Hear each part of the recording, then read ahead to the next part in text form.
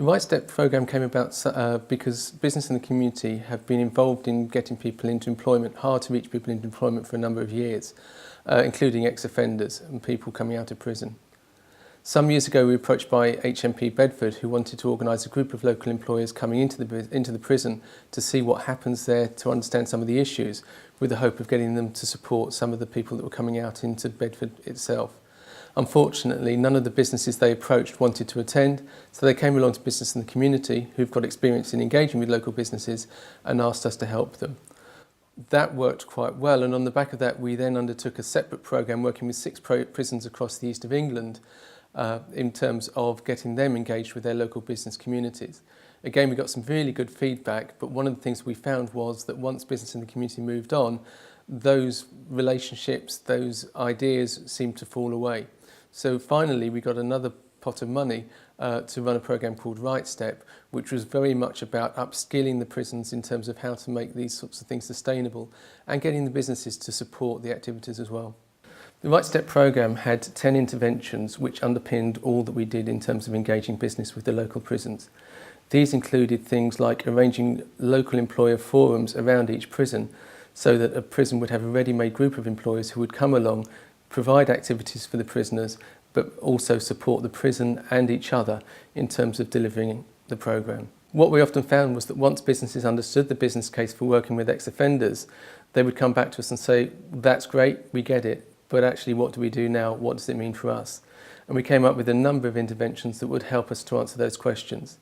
These included things like criminal justice training sessions, which we ran around the region, and they were great for being able to answer people's questions, but also getting businesses together to talk through some of their own internal issues, and also as a means of recruiting new businesses to the agenda. It was a very easy ask to say to businesses, come and learn about it, rather than saying to them, come and get involved. We also looked at ways to get businesses to talk about what they were doing and why they were doing it. We produced a series of case studies that would be relevant not just to businesses, but to other organisations and to the local prisons, so that they could hand these out and find out about best practice, but also to understand some of the tips and some of the issues. We felt that this was important because, given the nature of the clients that people were dealing with, we were worried that problems might crop up and that actually that might faze people. We thought that by knowing problems would crop up, they would be prepared to deal with them. Based on the experience we've amassed over the years, we expected to encounter 3 key areas in terms of delivering the project. The first of these was around the prisons themselves, in that very often they just didn't understand how to relate to business. The second issue we encountered was the fact that very often employability training is outsourced to various agencies.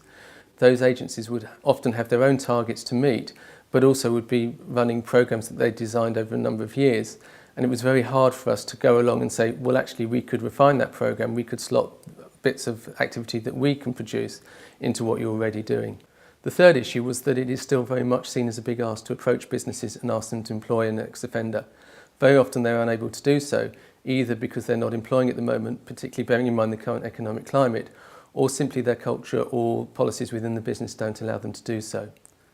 Businesses would be prepared to consider some activities very much in seeing things as one step at a time, as a means of getting people to think about the issues and maybe developing it.